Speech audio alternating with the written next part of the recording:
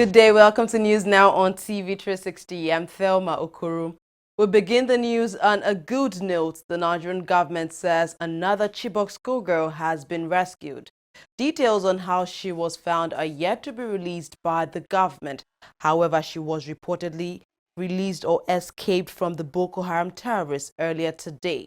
Acting President Yemi Osinbajo says she has been transferred to the residence housing the other Chibok schoolgirls are living in. Her rescue comes a week after 82 of the girls were released to the Nigerian government. About 113 are still with the Boko Haram terrorist sect. In another victory against insurgents, the outgoing theater commander of the Northeast operation has announced the arrest of 126 Boko Haram terrorists. Major General Leo Irabo says the terrorists were arrested at an internally displaced persons camp in Borno State, northeast Nigeria. He says the operation that led to the arrest was conducted after Boko Haram terrorists attacked soldiers in Sabongari area of Dambuwa local government area. Sadly, 6 soldiers died in the operation and several others were left injured. Former National Security Advisor Sambo Dasuki again failed to show up in court today. This makes it the second time this week the Nigerian government has failed to allow the former National Security Advisor to appear in court. He is facing corruption charges at the Federal High Court in Abuja. Now, the prosecuting counsel says his failure to appear in court was due to a communication gap between the EFCC and his former prosecutors, the Department of State Services. He is currently in the custody of the Secret Police Force. Say you are worried, I'm also worried. Now, as counsel, when I take a date in the matter, I want to appear on that date and have the matter heard. We took 3 days for the hearing of this matter. The 3 days were wasted by the prosecution. And what happened today, when the prosecution was reporting to the court why the first defendant could not be in court, you see, I was shocked to find out, just as he told the court, that even though they are in custody of the first accused person, that's Colonel Dasuki, they said they lost bearing as to the date he was to appear in court. I would have thought that since you prevented this man, you see, from being in his own house and attend court from his house, you have a duty to keep track of his appearance days in court, so that the court will not, you see, be deprived of the right to proceed with the hearing of the matter. So that is what has happened now. Yesterday nothing happened, today nothing happened, tomorrow nothing has happened.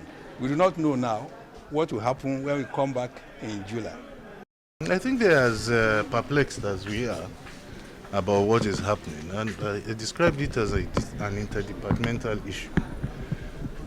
We don't know what it is, we don't want to speculate, but I think it only highlights the powerlessness of the court to produce him or to order his production. Since the court didn't detain him, it cannot say reproduce him. So we are completely at the mercy of the prosecution. We are ready, but we can't force the accused person, the defendant, to come to court. You cannot force him to come to court. You have seen all those antics that have been playing out since the beginning of this case. You can't force him. If you force him, it's going to be another problem. So we are ready. I came with my witnesses. I'm going back home with those witnesses without giving their evidence. We are ready. Nigeria's ministers are reeling out achievements of the current administration in the past year. Among the ministers who spoke at a town hall meeting in Abuja are the Finance Minister Kemi Adeosun, as well as Nigeria's Defense Minister Naman Sudan Ali and Transport Minister Rotimi Amechi. They all took turns to highlight the milestones of their various ministries in the last year. At a time when the nation seems to be dealing with various forms of insecurity, Nigerian ministers have come out to assure the citizens that the government is working to ensure they feel secure enough. For several months, the country has been dealing with the Boko Haram insurgency and deadly attacks by herdsmen in some parts of the country. Both attacks have led to the death of hundreds of people in the country.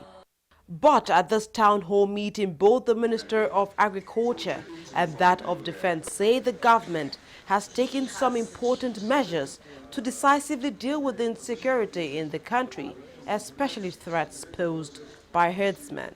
The Ministry of Defense, the Ministry of Interior, and all of us are working together on this matter. These herdsmen are getting more and more wild. They arrive, they have no regard for farmers. But from what we know, 90% of them are not Nigerian herdsmen. They are coming in from outside. We are now training 3,000 agro rangers. They are being trained by the Nigerian Army under the auspices of the Ministry of Interior. As you are aware, our gallant members of the armed forces have successfully degraded the capacity of Boko Haram in the northeast. They cannot regroup, and hardly they can carry what we call deliberate attack. For ambushes and patrols and some bombings, soft targets, these ones are the ones we are now taking care of. Nigeria has been battling a crippling recession since the third quarter of 2016, caused by a fall in the price of oil, which is the major revenue earner for the country. It's expected to exit recession by the end of this year, and the government is now seriously looking at diversifying its revenue away from crude oil. It is now laying more emphasis on revenue from tax and wants to improve collection. We're working very hard on taxation. Only 6% is our tax to GDP ratio. It's one of the lowest in the world. Ghana's at 15, South Africa's at 24. Most of the countries we admire, that we go to and we like their infrastructure, their tax to GDP ratio is 30%. A lot of money is leaking. A lot of agencies collect money and just spend it themselves without any real accountability. It's looking a lot better than it did this time last year, and it's going to get better. Nigeria is coming out of the recession, and we're going to come out much stronger. We have been able to meet all our recurrent expenditure commitments, particularly the payments of salaries to federal civil servants. We've been able to meet all our debt service commitments. We have also released about 1.2 trillion naira of the 2016 budget to finance capital projects and programs. The country has also been spending its way out of the recession. Close to 30% of its 2016 budget was dedicated to capital projects. The government is spending on infrastructure, building roads and a standard gauge line link to different parts of the country. A summary of our job reports is that through direct jobs in the power sector alone, there were 9,000 direct jobs. Indirect jobs in that sector were 60,000. In the works sector, the direct jobs were 17,749 and 52,000 indirect jobs. In the housing sector, there were 13,680 direct jobs and 41,040 indirect jobs. In terms of railways, we've awarded the contract, 3 contracts. We've awarded the contract from Lagos to Ibadan, Kano to Kaduna, and Port Harcourt to Calabar. This is based on the loans we get from the China Exim Bank. They have approved $1.2 billion. The China Exim Bank has approved $1.2 billion. The federal government has released its own counterpart funding for the Lagos Ibadan. Nigeria's current budget stands at 7.4 trillion naira. 30% of that budget is allocated to capital votes. It's clear that the government plans to continue its huge spending on infrastructure. But the biggest challenge it would have to confront in the coming months would be how to raise money to fund its ambitious budget. It's now close to a week since the Nigerian Senate passed the 2017 budget into law, but a minister in the government says the acting president, Yemi Osinbajo, is yet to receive that document. Lai Mohammed, who is the Minister of Information and Culture, says an advanced copy of the budget is in possession of the Minister of Budget and National Planning, Udo Udoma. He says all ministers will check if there are discrepancies between what they sent to the National Assembly and what was returned to the Nigerian government. Hypertension, better known as high blood pressure, Sounds like one of those things we probably don't need to worry about until we get older. But a recent study by the World Health Organization shows that most Nigerians under the age of 30 actually have high blood pressure. The scary part is most of them don't even know this until it becomes too late. Food manufacturing giant Nestle Nigeria brought experts together in Lagos State, southwest Nigeria, to discuss this worrying trend as part of activities to mark the World Hypertension Day. It's one of the leading causes of deaths globally. The World Health Organization estimates hypertension affects more than 1 in 3 adults aged 25 and over. This figure represents about 1 billion people in the world. In Nigeria, hypertension is increasingly becoming a serious problem. Usually referred to as a silent killer, hypertension gives no symptoms before it attacks. In fact, most Nigerians learn about their blood pressure problem the hard way, through near-death experiences. It is mainly to draw attention to the killer disease and further enlighten people about it that Nestle Nigeria has convened this gathering of health experts to shine the light on what is fast becoming the biggest health concern in Nigeria. Nigeria is one of many developing countries where the health services have focused on treating infectious diseases. In recent years, non-communicable diseases have become an increasing problem, I guess due to the changes in lifestyle. One of the most prevalent non-communicable conditions worldwide is hypertension, and also in Nigeria, according to research that we've seen recently. Hypertension remains the most important risk factor for cardiovascular diseases and their morbidity.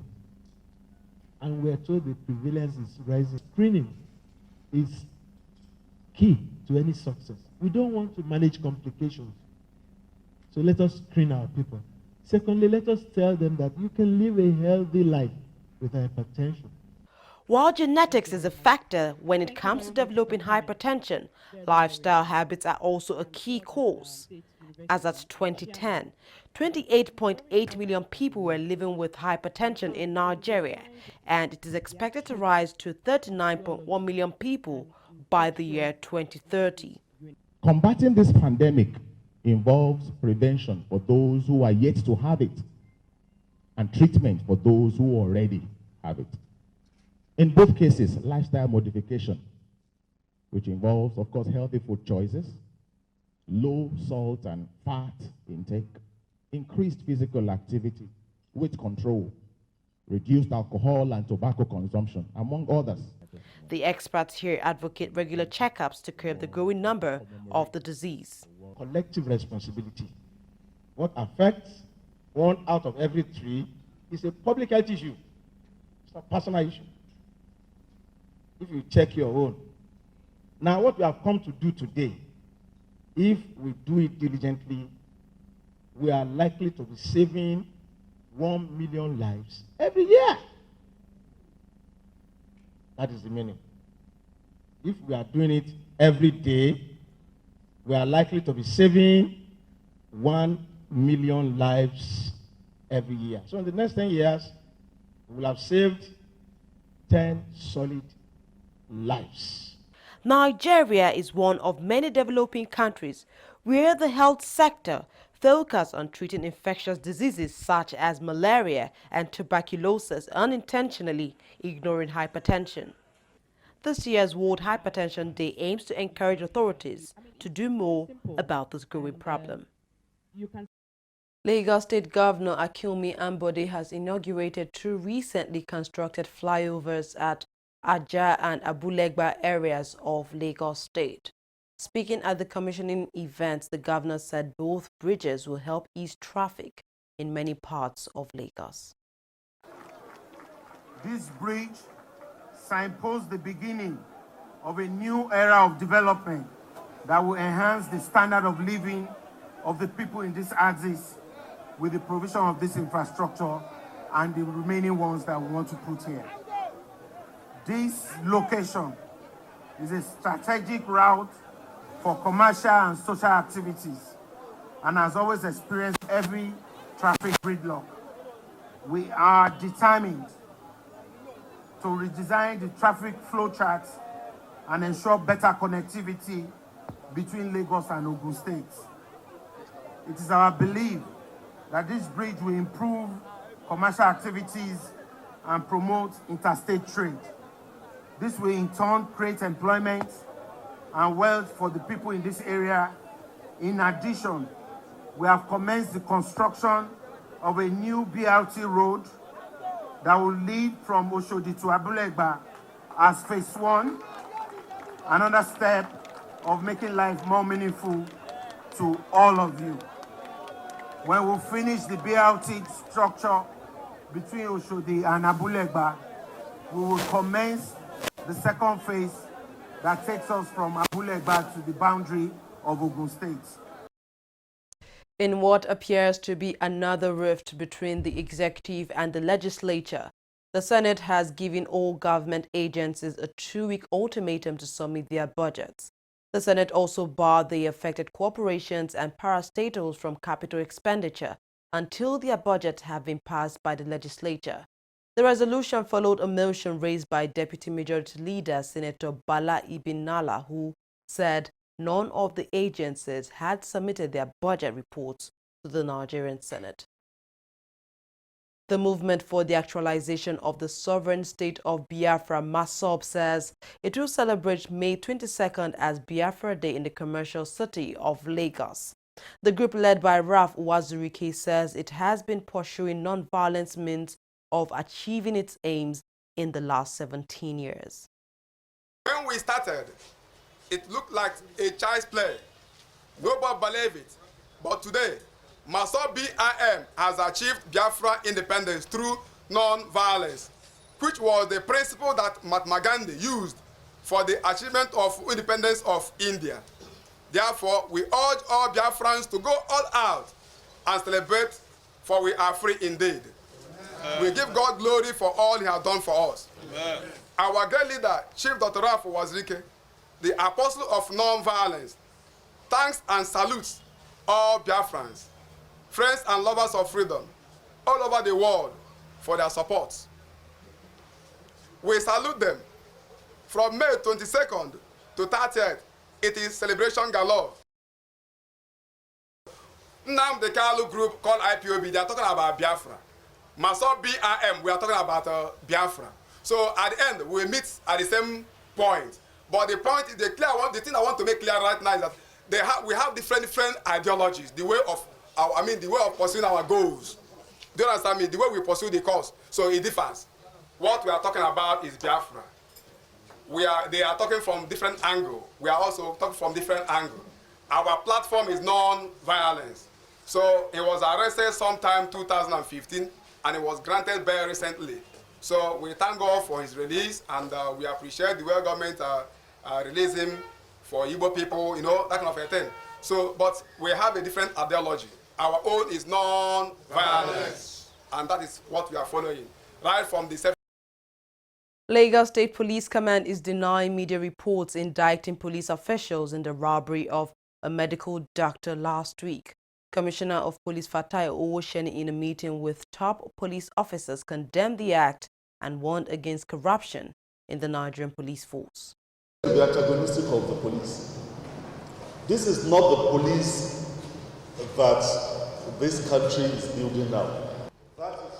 It's an emergency meeting of Divisional Police Officers in Lagos Police Command. Top of the agenda, recent questionable incident that has thrown the integrity of the police force in the spotlight. A visibly angry Commissioner of Police Fatai Owosheni said the days of corrupt police officials in the command are numbered. I want to tell you that I am actually not happy with some of you, the DPOs. If you think that the purpose of your coming to Lagos State is to come and make money, and to make filthy money, base money,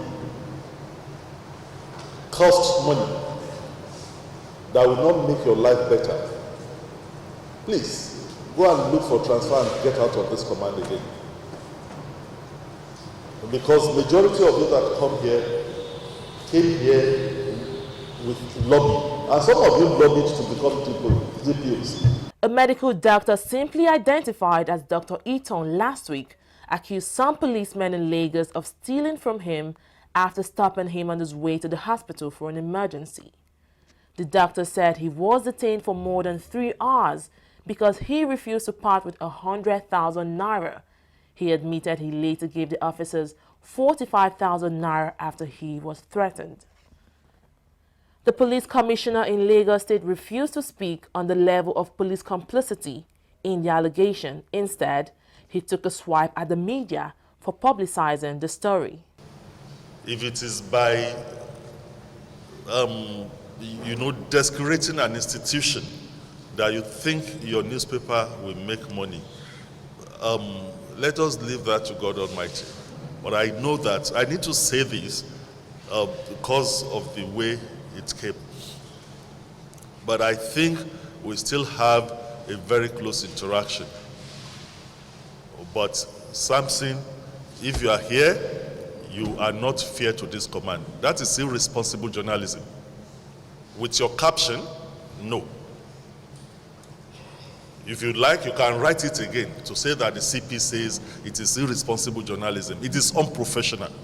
The police command also gave a report on the recent activities in stemming crime. The police also displayed weapons found in the home around Igondo area of Lagos State. 2 suspects have since been arrested in connection to that discovery. A suspected kidnap kingpin identified as Evans is accused of owning these weapons. The police boss wants members of the public to give any information that will lead to the arrest of the gang and its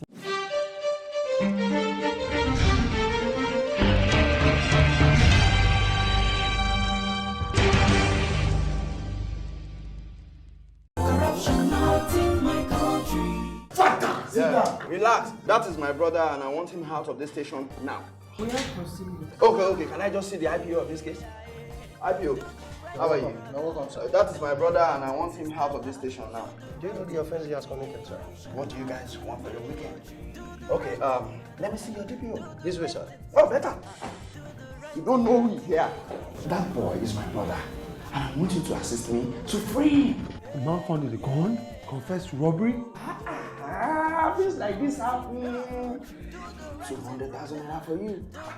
Are you bribing me? 500,000 naira. Robbery suspect? 1 million naira. That is corruption. Not allowed in this division. 1 million. Remember, police is your friend. Giving and taking bribe is wrong. Corruption, not in my country. Stop corruption now. Corruption not in my country. As Nigeria battles to grow its economy out of recession, the country's Minister of Finance has suggested ways to achieve this. Now, according to Kemi Adelson, the country must continue to borrow as it strives to boost its economy. Nigeria had entered a recession last year, but there are major signs that the economy is working towards a positive outlook. Part of the reason for the optimism is the increasing rate of recovered funds from looters owing to the country's whistleblowing policy. However, the minister says the country cannot solely depend on recovered loot. On the issue of recovered funds, I think it's very important to make a clarification about the amount of recovered funds. The amount of recovered funds is very different from the amount that was stolen.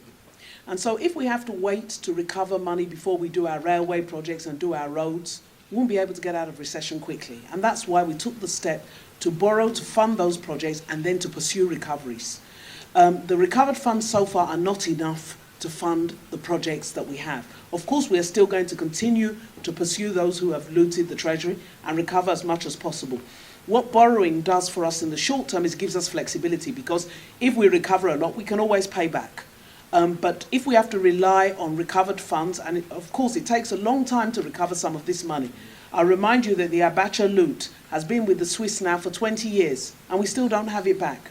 So some of these monies that have been stolen, when you try and get it back, they'll go to court. So we cannot afford to rely on recovered money to fund our budget. We have to go and borrow in the short term. But of course, we continue to pursue. And as the monies come in, we use them in the budget, and then any excess will then be used to pay down the loans. Nigeria's acting president Yemi Osinbajo is seeking the active participation of the private sector in the funding of infrastructural projects. He was speaking at the 10th anniversary of the African Finance Corporation in Abuja.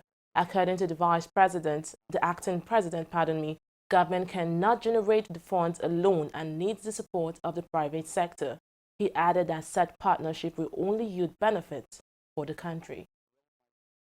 There is some positive news for Nigerians on the oil production front. A report published by state oil firm NNPC shows that the country's oil production level has improved drastically. The report presented by Group Managing Director Mike Antibaro shows that Nigeria has processed over 10 million barrels of crude oil in the first quarter of 2017. The figure is amazingly more than Nigeria's oil production level in the whole of 2015. Meanwhile, global oil prices rose on Wednesday after U.S. government data showed a decline in domestic crude inventories and strong refining activities in the U.S. Brent crude rose 87 cents to trade at $52.52 a barrel, while U.S. crude rose 71 cents to trade at $49.37 a barrel. U.S. crude production has climbed 10% since mid-2016 to 9.3 million barrels per day, close to top producers Russia and Saudi Arabia.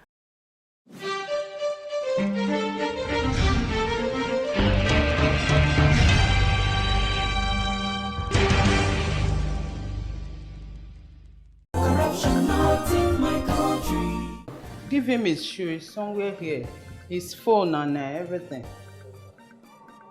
Don't do like that again. Thank you. So, bye-bye. Hey, Oga, where do you think you are going? Home. You never shake body. Eh? You never shake body. Shake body? See? Eh? You never shake body. Eh? I don't get comfort for my body. You go take for here. Sit down there. What's this man still doing here? They say I do shake body. I shake body, I shake body. They say I do this. And I say I don't get color. You are asking for money. Sorry, ma'am. Asking for money to bail a suspect is an act of corruption.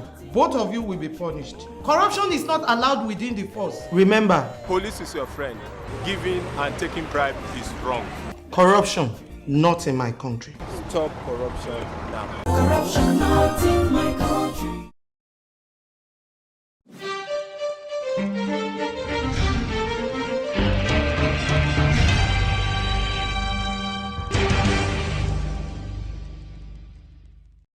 You're watching TV360 News now. Red Cross workers have found 115 bodies in Central African Republic's diamond mining town of Bangassou after several days of militia attacks. President of the aid group's local branch confirmed this. Battle for control of the town marks a new escalation in a conflict that began in 2013 when Seleka fighters ousted then-President Francois Bozize, prompting reprisal killings from Christian militias. Vladimir Putin is wading into the growing row surrounding U.S. President Donald Trump and his links to Russia. U.S. media say Trump passed on classified information to Russian officials last week, but Putin says this is not the case. The Russian president says he will release a record of the meeting to the U.S. Congress if they requested for it. The news comes amid reports Trump tried to influence an investigation into his team's dealings with Russia. Legendary Super Eagles player Austin J.J. Okocha is supporting the current national team to book a place at next year's World Cup tournament in Russia. The Eagles currently lead their qualifying group stage with 4 points ahead of next challenger Cameroon. Okocha says he believes the team will build on their strong start and book their place at next year's showpiece event. Former Netherlands and Liverpool striker Dirk Kuyt has officially announced his retirement from football. The 36-year-old captain announces his retirement just 3 days after scoring a hat-trick to lead his team to a first Dutch title in 18 years. Kuyt says he has told the club of his decision and remains grateful he realized his dreams with the team. World Women's Tennis Association has slammed the decision of the French Open organizers to deny Maria Sharapova a wild card at the event. The Russian, who is 30 years old, was ranked too low to gain direct entry as she continues her return from a 15-month drug ban. The French Tennis Federation says it chose not to hand Sharapova a wild card to protect the sport's standards. Well, that's all we have on News Now. Thank you very much for watching. I'm Thelma Okoro.